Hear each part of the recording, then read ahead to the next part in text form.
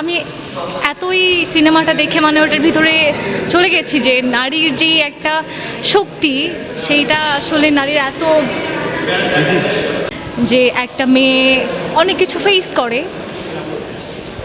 তো কী বলবো, আসলে মেয়েদের সবসময় তো আপনার ডমিনেট করা হয়। তো মেয়েরা যা চায় সেগুলো বলতে পারে না। মেয়েরা অনেক কিছুই মুখ ফুটে যেমন বলতে পারে না, তেমন অনেক কিছু করতে চায় যেগুলো মেয়েদের আসলে করতে দেয়া হয় না। মেয়েদের একটা মানে বন্দি একটা জায়গার মধ্যে মেয়েদের আবদ্ধ করে রাখতে চাই। তো এগুলাই একটা নারী আসলে অনেক কিছুই চায়, যে নারীটা গান করবে, একটা মেয়ে নাচ করবে, একটা মেয়ের তো অনেক স্বপ্ন থাকে। তো এইটাই যে মেয়েরা যেটা চায় সেটা আসলে করতে পারে না। খুবই ভালো লাগছে। আমি ঈদের পর থেকেই চয়েসে ছিল এই ছবিটা দেখব, কিন্তু আমি এই যে আশেপাশে কোনো হলে পাচ্ছিলাম না, দেখিনি। আমি এমনিই প্রায় শুক্রবার হলে শিল্পকলাতে ঘুরতে আসি। আজকেও বিকেলে এমনি হাঁটতে হাঁটতে আসলাম, আইসা দেখি পোস্টার লাগানো আছে। তারপরে এক ভাই আমাকে একটা লিফলেট দিল যে ম্যাক কোনা চলবে। আমি তো এমনি দেখে তো খুবই ভালো লাগছে।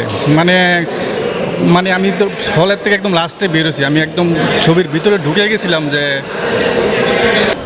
এই মেঘনাগঞ্জে যে ছবিটা দেখলেন, এটা হচ্ছে সত্য ঘটনা অবলম্বনে। গাজীপুরে 2003 সালে আমি দেখেছি, একটা কাপল এসেছিল, এসে থাকতো, গ্রামে সবাইকে পছন্দ করতো।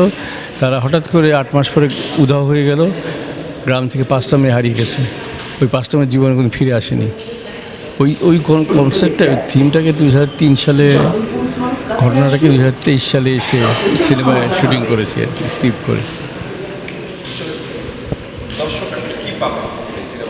দর্শক একটা অভিনয়ও পাবে যদি দৃশ্যগুলো খুব সুন্দর করে ধারণ করা হয়েছে, ক্যামেরা ভালো হয়েছে, গল্প আছে। সবচেয়ে বড় কথা হচ্ছে যারা দেখছে তাদের মন্তব্য হচ্ছে যে একটা স্টোরি আছে, আমরা স্টোরিটা ফলো করেছি, স্টোরিটা ফলো করে আমরা একটা জায়গায় উপনীত হয়েছি, এবং এটাই তাদের ভালো লেগেছে বেশি। সিনেমাটার শ্যুট একটা লোকেশনেই করেছি, একটা গ্রামেই।